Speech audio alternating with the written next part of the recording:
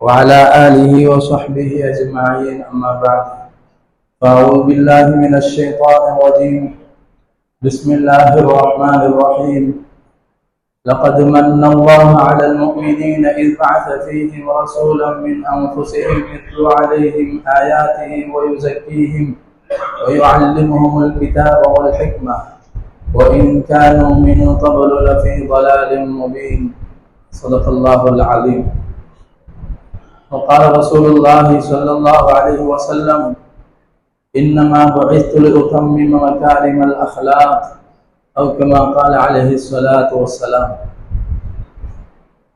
கண்ணியமிக்க அல்லாஹ்வின் நல்லடியார்களே, இஸ்லாமிய சகோதரர்களே, அல்லாஹ் சுப்ஹானஹு வ தஆலா நம்ம எல்லாம் பல்வேறு பாக்கியங்களை கொண்டு சிறப்பித்திருக்கின்றான். எல்லா பாக்கியங்களிலும் மிக உன்னதமான பாக்கியம்தான் அல்லாஹ்வே குர்ஆனில் சொல்லும் பொழுது, லகத் மன்னல்லாஹு அலல் முஃமினீன், ஈமான் கொண்ட மக்களுக்கு அல்லாஹ் உபகாரம் செய்திருக்கின்றான், பாக்கியம் அளித்திருக்கின்றான். இஸ் பஅஸ ஃபீஹிம் ரசூலன் மின் அன்ஃபுஸிஹிம், அவர்களிலிருந்தே ஒரு நபியை அனுப்புவதன் மூலமாக முஹம்மது ஸல்லல்லாஹு அலைஹி வஸல்லம் அவர்களை நமக்கு நபியாக அனுப்பியதன் மூலமாக மிக பெரும் உபகாரம் செய்திருக்கின்றார். அல்லாஹ்வின் தூதர் ஸல்லல்லாஹு அலைஹி வஸல்லம் அவர்களுடைய இந்த உலகத்திற்கு வந்திருப்பதற்கான அந்த வரலாறுகள் இருக்கிறது. இன்றைய மாதத்தில் பேசப்படுவது நம்முடைய முன்னோர்களான தபீஈன்கள், தபீஈன்கள் காலங்கள் முதற்கொண்டு எல்லா காலங்களிலும் நபி ஸல்லல்லாஹு அலைஹி வஸல்லம் அவருடைய வருகையை பற்றி, அவருடைய வரலாறுகள் பற்றி பேசுவதை வழக்கமாக்கி இருக்கிறார்கள். அது நாம் நபி ஸல்லல்லாஹு அலைஹி வஸல்லம் அவர்களை பற்றி விளங்குவதற்கும், அதன் மூலமாக அன்னாரின் மீது அன்பு ஏற்படுவதற்கும், அதன் பிரதிபலிப்பாக அவர்கள் மீது ஸலவாத்துகள் சொல்லுவதற்கும், அவர்களுடைய ஒவ்வொரு விஷயத்தையும் அணுவணுவாக பின்பற்றுவதற்கும் அது வழிமுறையாக இருக்கும். அந்த அடிப்படையில் கடந்த வாரத்தில் முஹம்மது ஸல்லல்லாஹு அலைஹி வஸல்லம் அவர்கள் இந்த புவியில் வந்துதித்ததற்கான அந்த வரலாறை பார்த்தோம். பிறக்கும் சமயத்தில் ஏற்பட்ட விஷயங்களை, அவர்கள் பிறந்த சமயத்தில் ஏற்பட்ட நிகழ்வுகளை நாம் கண்டோம். பொதுவாகவே அல்லாஹ் சுப்ஹானஹு வ தஆலா நபிமார்களை உலகத்திற்கு அனுப்பக்கூடிய நோக்கத்தை தெளிவுபடுத்துவார். குறிப்பாக நபி ஸல்லல்லாஹு அலைஹி வஸல்லம் அவர்களின் வருகையை பற்றி, எப்படி இப்ராஹிம் அலைஹிஸ்ஸலாம் துஆ செய்தார்களே, ரப்பனா பஅஸ் ஃபீஹிம் ரசூலா, யா அல்லாஹ், இந்த இஸ்மாயில் அலைஹிஸ்ஸலாம் உடைய சந்ததியில் ஒரு நபியை நீ அனுப்ப வேண்டும். யத்லு அலைஹிம் ஆயாத்திக, அவர்கள் உன்னுடைய வசனங்களை மக்களுக்கு ஓதி காட்டி, வயுஅல்லிமுஹுல் கிதாப வல் ஹிக்மா, அவர்களுக்கு உன்னுடைய வேதத்தை கற்றுக் கொடுத்து, அதன் மூலமாக உள்ளங்களை பரிசுத்தப்படுத்தக்கூடிய ஒரு நபியை நீ அனுப்ப வேண்டும் என்று எந்த நபி இப்ராஹிம் அலைஹிஸ்ஸலாம் அவருடைய துஆவின் பரக்கத்தால் முஹம்மது ஸல்லல்லாஹு அலைஹி வஸல்லம் இந்த புவியில் வந்து உதித்தார்களோ, அதைத்தான் அல்லாஹ் நமக்கு பாக்கியமாக இந்த நபியை உங்களுக்கு அனுப்புகிறோம் என்று சொல்லக்கூடிய சமயத்திலும் இந்த நோக்கத்தை தான் அல்லாஹ் சொல்லுவார். நாம் ஏன் நபியாக அனுப்பினோம் என்று சொன்னால், யத்லு அலைஹிம் ஆயாத்திஹி, அவர்கள் அல்லாஹ்வின் வசனங்களை உங்களுக்கு ஓதி காட்டுவார்கள். வயுஸக்கீஹிம் வயுஅல்லிமுஹுல் கிதாப வல் ஹிக்மத வயுஸக்கீஹிம், அல்லாஹ்வின் வசனங்களை ஓதி காட்டுவது மட்டுமல்லாமல் அதை உங்களுக்கு கற்றுக் கொடுப்பார்கள். அதன் மூலமாக உங்களுடைய உள்ளங்களில் உண்டான அழுக்குகளை போக்கி பரிசுத்தப்படுத்தக்கூடிய ஒரு உன்னதமான நபியை அனுப்புவதன் மூலமாக நாம் உங்களுக்கு பாக்கியம் செய்திருக்கிறோம் என்று அல்லாஹ் சொல்வார். இதுதான் உண்மையான பாக்கியம். இந்த உம்மத்தில் நாம் பிறந்தது மிக பெரும் பாக்கியமாக நாம் கருத வேண்டும். அந்த அடிப்படையில் நபி ஸல்லல்லாஹு அலைஹி வஸல்லம் அவர்கள் எல்லா நபிமார்களுமே உலகத்திற்கு வந்த சமயத்திலிருந்து பல்வேறு சோதனைகளுக்கு உள்ளாக்கப்பட்டார்கள். எப்படி மூசா அலைஹிஸ்ஸலாத்துடைய சம்பவத்தை அல்லாஹ் பிறப்பிலிருந்தே சொல்லி காட்டுவார். மூசா அலைஹிஸ்ஸலாம் பிறந்ததுமே ஃபிரௌனுடைய அவனுடைய கொலை திட்டத்திலிருந்து காப்பாற்றுவதற்காக, எந்த மூசா அலைஹிஸ்ஸலாம் பிறக்க கூடாது என்பதற்காக ஆயிரக்கணக்கான குழந்தைகளை கொலை செய்தானோ, அந்த சமயத்தில் மூசா அலைஹிஸ்ஸலாத்துடைய தாயாரின் உள்ளத்திலே அல்லாஹ் வஹி அறிவித்தார், இந்த குழந்தையை நீங்க இந்த ஆற்று நதியிலே போட்டு விடுங்கள் என்பதாக. அப்பொழுதே தாயை விட்டு பிரிக்கப்பட்டார்கள் மூசா அலைஹிஸ்ஸலாம். சோதனையோடு வளர்க்கப்பட்டார்கள். ஃபிரௌனுடைய மாளிகையில் வைத்து அல்லாஹ் வளர்த்து காட்டினார். அதே போன்று ஹஜ்ரத் யூசுப் அலைஹிஸ்ஸலாத்தை பற்றி அல்லாஹ் சொல்லும் பொழுதும் சூரா யூசுஃபிலே அவர்களின் சிறு பிராயத்திற்கு முன்னான சரித்திரத்தை அல்லாஹ் முழுமையாக சொல்லுவார். அப்பொழுதும் அவருடைய கூட பிறந்த சகோதரர்களால் சோதிக்கப்பட்டு கிணற்றிலே தூக்கி வீசப்பட்டு அங்கிருந்து தந்தையை விட்டு பல வருடங்கள் பிரிக்கப்பட்டவர்கள். இதெல்லாம் அல்லாஹ் நபி ஸல்லல்லாஹு அலைஹி வஸல்லம் சொல்லி, நீங்களும் இப்படிப்பட்ட பல சோதனைகள் உங்களுக்கும் இருந்தது, சோதனையோடு தான் உங்க வாழ்க்கையை நீங்கள் கடத்தினீர்கள். பிறக்கும் பொழுதே அனாதையாக பிறந்த சில நாட்கள் தாயின் மடிவிலிருந்து முதலாவது பால் அருந்தினார்கள். சில நாட்களுக்கு பிறகு முதலாக நபி ஸல்லல்லாஹு அலைஹி வஸல்லம் செவிலித்தாயாக இருந்து பாலூட்டும் பாக்கியத்தை பெற்றவர் யாரு தெரியுமா? அபூ லஹபுடைய அடிமை பெண் சோரிபா என்பவர். அந்த பெண்ணுடைய பரக்கத்தான அந்த பாலூட்டும் பாக்கியத்தை அந்த பெண் பெற்றார்கள். பிறகுதான் தாயிஃபிலிருந்து பனு பக்ரு பனு சாதி கோத்திரத்தை சேர்ந்த அந்த சாதியா கோத்திரத்தை சேர்ந்தவர்கள் வருகிறார்கள். அந்த அரபுகளிடத்திலே வளமை இருந்தது.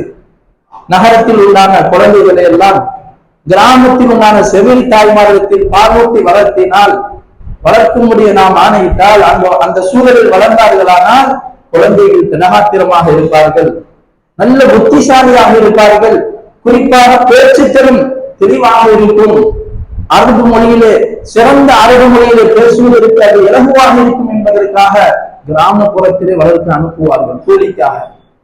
அப்படி கிராமப்புறத்திலிருந்து வந்து நபி ஸல்லல்லாஹு அலைஹி வஸல்லம் பிறந்த சமயத்திலே ஒரு கூட்டம் வருகிறது மக்காவிற்கு.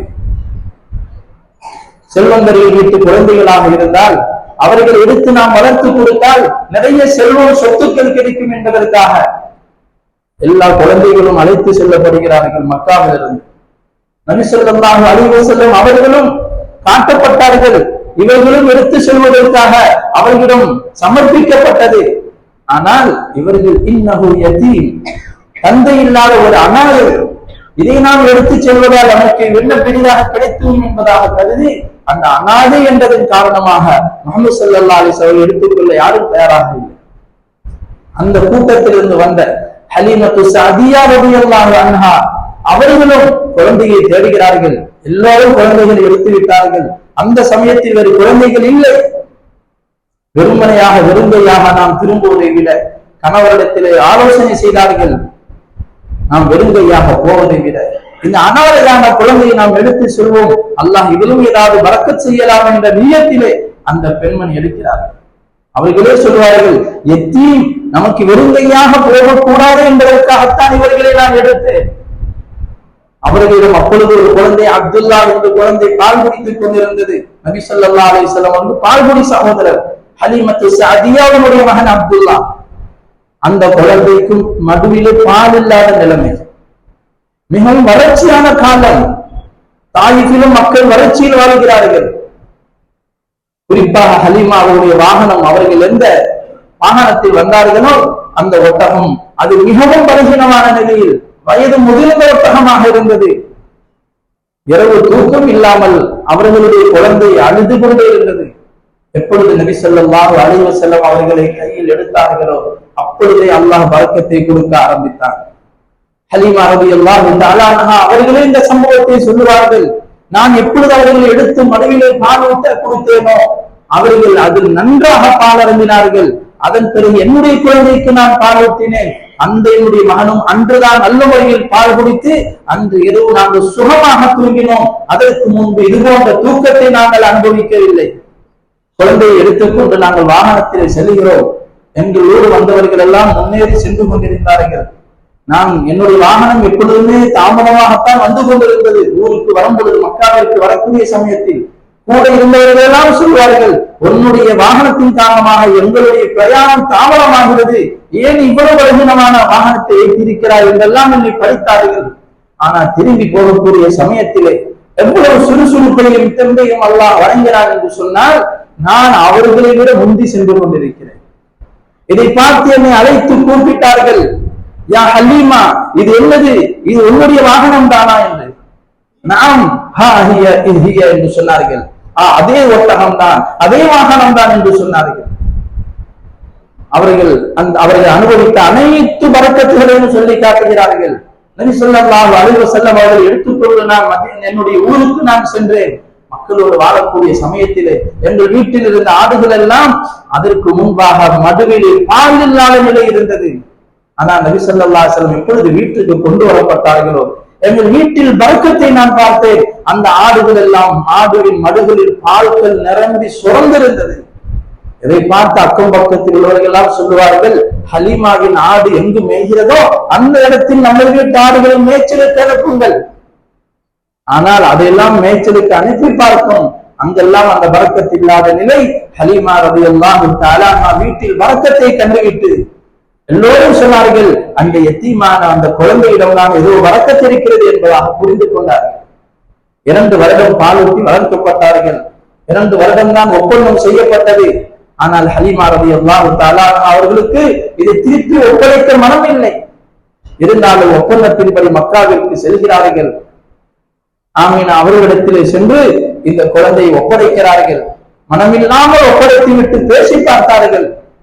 இன்னும் 2 வருடம் எங்களிடம் கொடுத்தால் நாங்கள் இன்னும் சிறந்த முறையில் வளர்த்து இந்த குழந்தையை தருவோமே என்று கேட்ட சமயத்திலே அவர்கள் இன்னும் கூடுதலான ஒரு செய்தியும் சொன்னார்கள். மக்காவிலே வபா என்ற நோய் சில சமயங்களில் வரும். அந்த நோயினால் பல பேர் பாதிக்கப்படுவார்கள். அதில் இந்த குழந்தையும் பாதிக்கப்பட்டு விடுவோம் என்று நான் அஞ்சுகிறேன் என்று சொல்வதும் அவர்கள் ரொம்ப கெஞ்சி கேட்கிறார்கள் என்பதற்காக திருப்பி கொடுத்து விட்டார்கள். 2 வருடம் நபி ஸல்லல்லாஹு அலைஹி வஸல்லம் 2 வருடம் பால் குடித்து மீண்டும் 2 வருடம் பால் ஊற்றுவது 2 வருடம் தான். அதிலிருந்தான் நம்முடைய சரீரத்திலும் பால் குடிப்பாட்டுவது 2 வருடம் என்று நிர்ணயிக்கப்பட்டது. 3, 4வது வருடம் நபி ஸல்லல்லாஹு அலைஹி வஸல்லம் சிறுபிராயத்தை அங்கு கழிக்கிறார்கள். பால்குடி தாயிடத்திலே வளர்க்கப்படுகிறார்கள். அங்குள்ள சிறுவர்களோடு ஒரு சந்தர்ப்பத்திலே நபி ஸல்லல்லாஹு அலைஹி வஸல்லம் அவர்களும் ஆடு மேய்க்கும் இடத்தை சென்று விளையாடி கொண்டிருக்கிறார்கள். அப்பொழுது ஒரு நிகழ்வு நடக்கிறது. அந்த நிகழ்வை சிறுவர்கள் எல்லாரும் பார்க்கிறார்கள். உடனே நபி ஸல்லல்லாஹு அலைஹி வஸல்லம் ஒரு பால்குடி சகோதரராக இருந்த அப்துல்லா தாயாரிடம் ஓடோடி சென்று சொல்கிறார், தாயே, இந்த மாதிரி நம்முடைய சகோதரர் முஹம்மது ஸல்லல்லாஹு அலைஹி வஸல்லம் அவர்களுக்கு 2 நபர்கள் வருகை தந்தார்கள். அவர்கள் நெஞ்சை பிளந்து அவர்களை கொலை செய்து விட்டார்கள் என்ற செய்தியை சொன்னதும் ஹலீமா அவர்கள் பதவியவர்களாக அந்த இடத்தில் ஓடோடி என்று பார்க்கிறார்கள். நபி ஸல்லல்லாஹு அலைஹி வஸல்லம் நிலம் மாறியவர்களாக அமர்ந்திருந்தார்கள். பிறகு என்ன நிகழ்ந்தது என்று கேட்ட சமயத்திலே இப்படி சொன்னார்கள், 2 நபர்கள் வந்தார்கள், என் நெஞ்சை பிளந்தார்கள், உள்ளிருந்து எதையும் எடுத்தார்கள், அதை கழுவி வைத்து விட்டார்கள் என்று சொன்னதும் ஹலீமா அவர்கள் பதவியவர்களாக, இதற்கு பிறகு நாம் இங்கு வைத்திருந்தால் ஏதும் ஆபத்து ஏற்பட்டுவிடும் என்று அஞ்சியவர்களாக உடனடியாக நபி ஸல்லல்லாஹு அலைஹி வஸல்லம் அவர்களை அழைத்துக் கொண்டு மக்காவிற்கு வந்து தாயாரிடம் ஒப்படைத்து விட்டு செய்தியை சொன்னார்கள். என்ன நடந்தது என்பதாக ஆமினா அவர்கள் கேட்ட சமயத்திலே இப்படி விஷயத்தை சொன்னதும் சொன்னார்கள், நீங்கள் அச்சப்படுகிறீர்களா?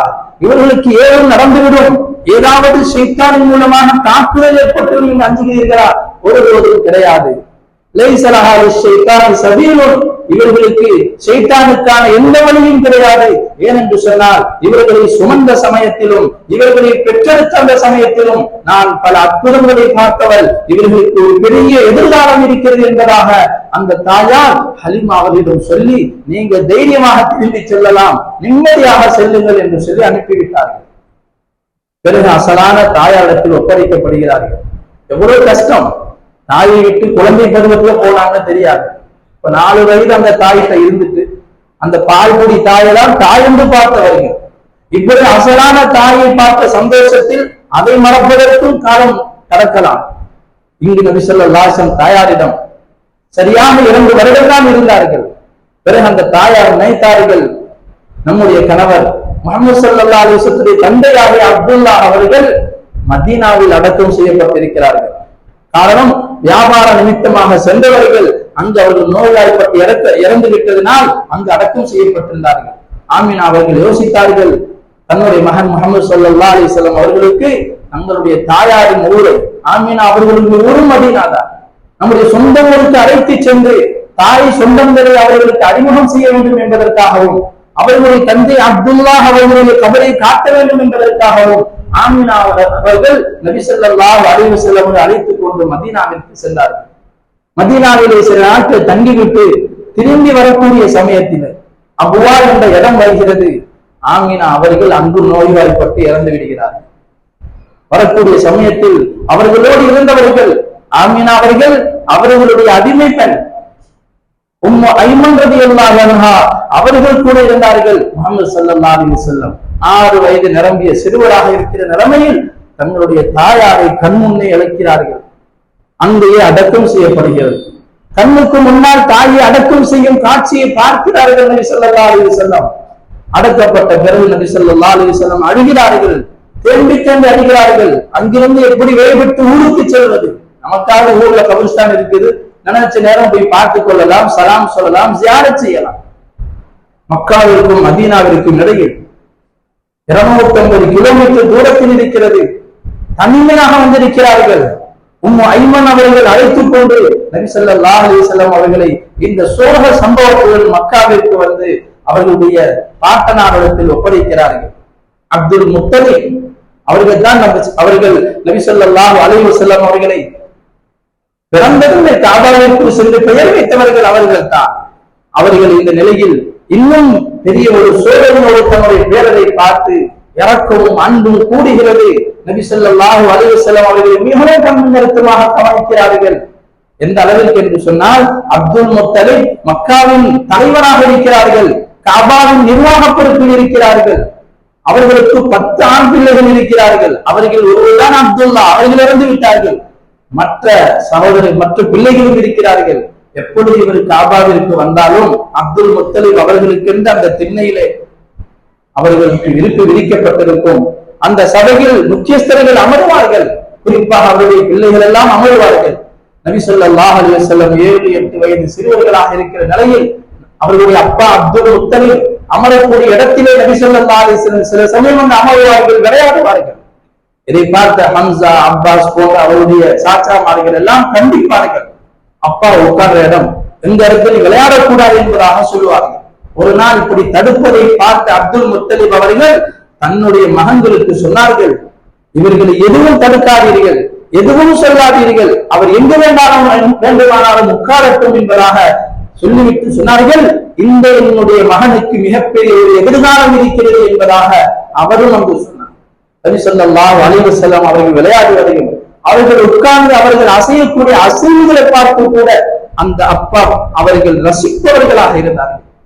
இந்த நிலைமையில் அப்துல் முத்தலிப் தன்னுடைய மறைவுக்கு பிறகு இந்த பேர குழந்தை நிலை என்னவாகும் என்று நினைத்த அவர்கள் தன்னுடைய பிள்ளைகளில் மிகவும் உன்னதமான குணம் படைத்தவர்களான அபூ தாலிபிடம் ஒப்படைக்கிறார்கள். எனக்கு பிறகு இந்த மகனை, இந்த பேரனை நீதான் உன்னுடைய பிள்ளை போன்று பார்க்க வேண்டும் என்று ஒப்படைக்கிறார்கள். அபூ தாலிப் எடுத்து வளர்க்கிறார்கள். அவர்கள் சொன்னதை போன்று நபி ஸல்லல்லாஹு அலைஹி வஸல்லம் நபியாகின்ற காலம் வரை அவர்கள் வளர்த்தார்கள், பாதுகாப்பு கொடுத்தார்கள். நுபுவத்துடைய காலத்திலும் அபூ தாலிப் இருந்தார்கள். 10 வருடம் நபி ஸல்லல்லாஹு அலைஹி வஸல்லம் நுபுவத்தை பார்த்தவர்கள். கண்ணியமிக்க அல்லாஹ் நல்லடியார்களே, நபி ஸல்லல்லாஹு அலைஹி வஸல்லம் அந்த சிறுபிராயத்திலே அபூ தாலிபிடம் இருக்கக்கூடிய சமயத்தில் அப்துல் முத்தலிபும் 8 வயதில் வஃபாத் ஆகி விடுகிறார். பிறகு நபி ஸல்லல்லாஹு அலைஹி வஸல்லம் அவர்கள் சிறுபிராயத்தில் இருக்கக்கூடிய சமயத்திலே மக்காவிலே ஒரு பெரும் பஞ்சம் ஏற்படுகிறது. ஜுல்சமா இப்னு உர்துபா என்பவர் சொல்கிறார், நான் அப்பொழுது மக்காவிற்கு வந்திருக்கிறேன். மிகவும் கடுமையான பஞ்ச காலம். குறைஷிகள் எல்லாம் அந்த நிர்வாக தலைவராக இருக்கக்கூடிய அபூ தாலிபிடம் வந்து முறையிட்டார்கள், மழை இல்லாமல் பஞ்சத்தால் நாம் எல்லாம் வாடிக்கொண்டிருக்கிறோம். அக்கஹத்தல் வாதி, இந்த ஓடையெல்லாம் வறட்சியாக காட்சியளிக்கிறது, மிருகங்கள் எல்லாம் செத்து மடிந்து கொண்டிருக்கின்றது. பாருங்கள், ஹலும் மஃபஸ்தஸ்தி, பாருங்கள் அல்லாஹ்விடம் மழை தேடி வேண்டும் என்பதாக குறைஷிகள் அபூ தாலிபிடம் முறையிடுகிறார். அபூ தாலிப் என்ன செய்தார் தெரியுமா? நபி ஸல்லல்லாஹு அலைஹி வஸல்லம் அவர்களை தேடினார். அவர் சொல்லுகிறார், ஜுல்சமா என்பவர் சொல்லுகிறார், நான் அபூ தாலிபை அப்பொழுது பார்த்தேன். அவர் நேராக சிறுவர்கள் விளையாடிக் கொண்டிருக்கக்கூடிய பகுதிக்கு சென்று அந்த சூரியனில் பிரகாசமான ஒரு குழந்தையை நான் பார்த்தேன். அந்த குழந்தை அந்த சிறுவரை தூக்கி கொண்டு வந்து காபாவின் மீது இந்த குழந்தையின் முதுகை வைத்தவராக அல்லாஹ்விடம் மன்றாடுகிறார். இந்த குழந்தையின் பொருட்டாக என்னிடம் கேட்கிறேன், யா அல்லாஹ், நீ மழையை கொடு என்பதாக கேட்கக்கூடிய சமயத்திலே ஒரு மேக துண்டை கூட நாங்கள் பார்க்கவில்லை அதுவரை. ஆனால் சில வினாடிகளில் மேக கூட்டம் சூழ்ந்தது, கடும் பஞ்சம் நீங்கி நல்ல ஒரு சூழ்நிலையை நாங்கள் பார்த்தோம் என்பதாக எந்த முஹம்மது ஸல்லல்லாஹு அலைஹி வஸல்லம் பெயரை சொல்லி அவர்கள் அல்லாஹ்விடம் வேண்டினார்களோ பல சந்தர்ப்பங்களில் இப்படி நடந்திருக்கின்றது. கண்ணியமிக்க அல்லாஹ் நல்லடியார்களே, இப்படி நபி ஸல்லல்லாஹு அலைஹி வஸல்லம் அவர்களுடைய சிறுபிராயம், பிறகு வாலிபத்தில் ஒரு சம்பவம், இப்படி ஒவ்வொரு சம்பவமாக நாம் பார்த்துக் கொண்டே இருக்கோமே, ஆனால் வாழ்க்கை முழுவதும் படித்துக் கொண்டே இருக்கலாம். நமக்கு தேவையான பாடங்கள் ஒவ்வொன்றிலும் இருந்து கொண்டிருக்கின்றது. நபுவத்துக்கு முன்னாடியிலிருந்து நபி ஸல்லல்லாஹு அலைஹி வஸல்லம் சொன்னார்கள், ஹத்திஸு அன்னி வலௌ ஆயா, என்னை பற்றி எந்த தகவலாக இருந்தாலும் மக்களுக்கு சொல்லுங்கள், அதில் படிப்பினை இருக்கிறது. அதை படிப்பது ஒரு பெரிய இபாதத்தாக இருக்கிறது. அன்னாரின் மீது உண்மையான நேசத்தையும் காதலையும் கொண்டிருப்பது ஒவ்வொரு முஸ்லிமின் மீது கட்டாயமாக இருக்கிறது. அவர் தன்னுடைய உயிரை விட முஹம்மது ஸல்லல்லாஹு அலைஹி வஸல்லம் அன்பு வைக்க வேண்டும். அன்னாரின் கட்டளைகளை எந்த நோக்கத்திற்காக அல்லாஹ் அனுப்பினானோ, ஹலீமா சாதியா அவர்கள் குழந்தையாக எடுத்து சென்றார்கள், அப்பொழுது நபியாக இல்லை, அந்த நிலையில் எடுத்து சென்றவர்களுக்கு அல்லாஹ் இப்பொழுது பரக்கத் செய்தான் என்று சொன்னால், எந்த நோக்கத்திற்காக அல்லாஹ் முஹம்மது ஸல்லல்லாஹு அலைஹி வஸல்லம் அனுப்பினானோ அந்த நோக்கத்தை நாம் எடுத்துக்கொண்டால், அந்த உள்ளத்தை பரிசுத்தப்படுத்தக்கூடிய தன்மை, மக்களுக்கு ஹிதாயத்தை காட்டக்கூடிய விஷயம், எல்லா மக்களும் சொர்க்கம் போக வேண்டும் என்ற அந்த உயர்ந்த லட்சியத்தை நாம் எடுத்துக்கொண்டால் அல்லாஹ் நமக்கு எவ்வளவு பரக்கத் செய்வார். அல்லாஹ் தஆலா அப்படிப்பட்ட முழுமையான தீனை பின்பற்றக்கூடிய பாக்கியத்தை நம்ம எல்லோருக்கும் நசீபாக்குவானாக. நபி ஸல்லல்லாஹு அலைஹி வஸல்லம் அவர்கள் மீது உண்மையான நேசம் கொண்ட அந்த உத்தமர்கள் கூட்டத்தில் அல்லாஹ் நம் எல்லோரையும் சேர்த்து நாளை ஆகிராவிலே நபி ஸல்லல்லாஹு அலைஹி வஸல்லம் சுவாரிசுக்கு தகுதியானவர்களாக அன்னாரின் திருக்கரம் பற்றி ஹவுலுல் கௌசர் தண்ணீரிலிருந்து தண்ணீர் அருந்தும் பாக்கியத்தை அல்லாஹ் நசீபாக்குவானாக. கேள்வி கணக்கின்றி சுருக்கம் போகும் அந்த உன்னதமான கூட்டத்திலும் அல்லாஹ் நம் எல்லோரையும் சேர்த்து அருள்புரிவானாக. ஆமீன். வ ஆஃபிரு தஅவானா அல்ஹம்துலில்லாஹி ரப்பில் ஆலமீன். அஸ்ஸலாமு அலைக்கும் வ ரஹ்மத்துல்லாஹி.